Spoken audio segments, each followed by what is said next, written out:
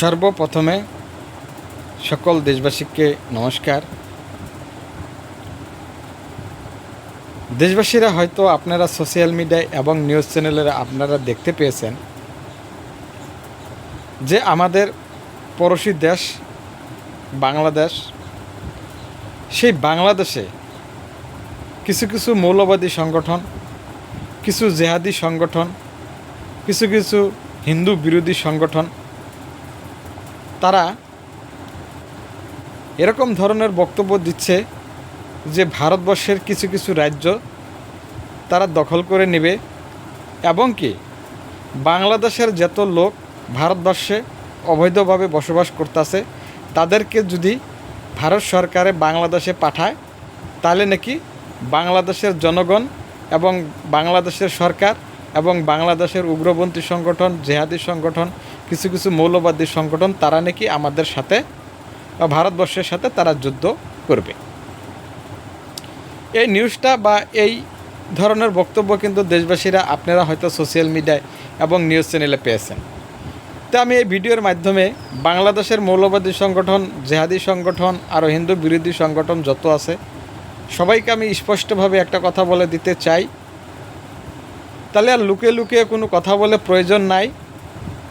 তাদের যে বাংলাদেশের যত ফৌজি আছে, তাদের বাংলাদেশের যত মিসাইল আছে, পাকিস্তান থেকে দেওয়া তাদের যত ফাইটার জ্যাক আছে, যত তাদের যুদ্ধ করার জন্য যত বস্তু আছে, তাহলে তোরা আর বাংলাদেশের ভিতরে রেখের কোনো প্রয়োজন নাই। তাহলে বাংলাদেশের বর্ডার আর এবং ইন্ডিয়ার বর্ডারে আইনে তারা জমা কর। তাদের সাথে আমাদের ভারতবর্ষের ফৌজি এবং ভারতবর্ষের জনগণের তাদের সাথে যুদ্ধ করার জন্য আমরা প্রস্তুত। না বাংলাদেশের মানুষ তাদেরকে আর কি বলবো,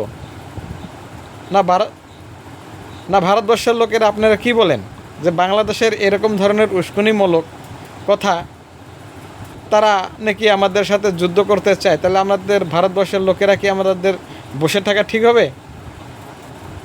এখন বাংলাদেশের লোকের যদি আমাদের সাথে যুদ্ধ করার জন্য যদি তারা প্রস্তুত, তাহলে তো আর আমরা হাতে চুরি পিন্দে বসে থাকা প্রয়োজন নাই, তাহলে আমরাও রেডি হই। তাহলে আজকের থেকে সবাই আমরা শপথ গ্রহণ করেই ভারতবর্ষের যত জনগণ আছে যে বাংলাদেশের সাথে আমরা যুদ্ধ করার জন্য প্রস্তুত হয়ে নিই। নাকি ভারতবর্ষের লোকেরা আপনারা কি বুঝেন? মতামত করে ভিডিওটাতে জানাবেন তো। কিন্তু আমি ভারতবর্ষের একজন সাধারণ নাগরিক হিসাবে আমি বাংলাদেশের এসব মন্তব্য শুনে আমার কিন্তু মোটেও ভালো লাগে না। কেননা যে বাংলাদেশ আমরা 71 সনে ভারত সরকারের যুদ্ধ করে বাংলাদেশ গড়াই দিছে, সেই বাংলাদেশ যদি আমাদের সাথে যুদ্ধ করার জন্য যদি তারা এরকম ধরনের উস্কানিমূলক কথা বলে, তাহলে তাদের বিরুদ্ধে তো আমাদের কোনো পদক্ষেপ নেওয়ার প্রয়োজন আছে বলে আমি মনে করি।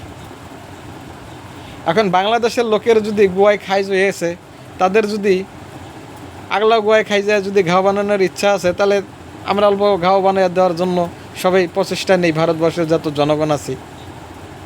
আর আমি এই ভিডিওতে স্পষ্টভাবে ভারত সরকারকে একটা কথা বলে দিতে চাই, বাংলাদেশের যেসব কুকর্ম, তাদের যেটা মনোভিত্তি, তাদেরকে প্রত্যুত্তর বা যোগ্য প্রত্যুত্তর দেওয়ার জন্য ভারত সরকারের পদক্ষেপ গ্রহণ করতে লাগে।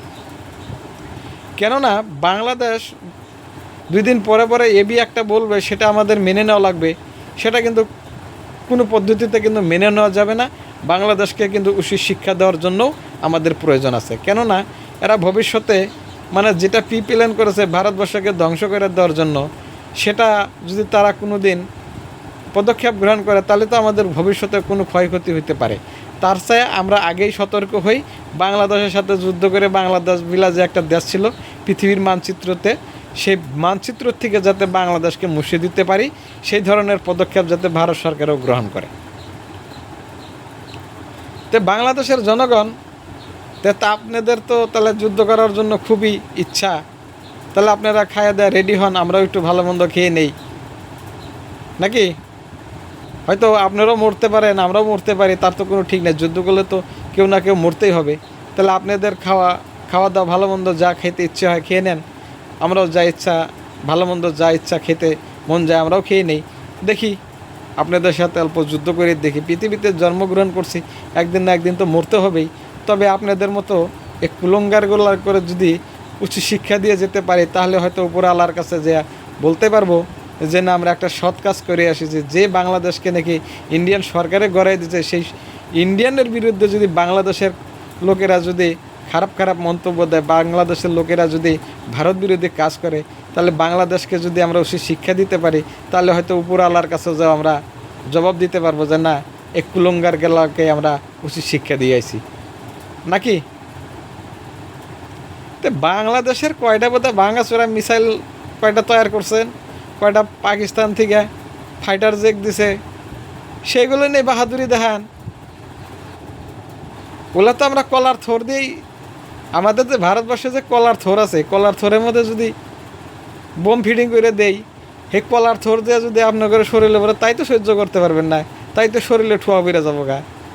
তারপরে তো ব্রহ্মস, কালী, ত্রিশূল, এগুলো তো মিসাইলের নামই বান হনেন নাই যে ইন্ডিয়ার কাছে যে কি আছে। তো অত পক পক করা বাদ দিয়ে যদি আসলে তো আপনাদের যুদ্ধ করার ইচ্ছা আছে, তাহলে আপনারা আসলেও রেডি হন।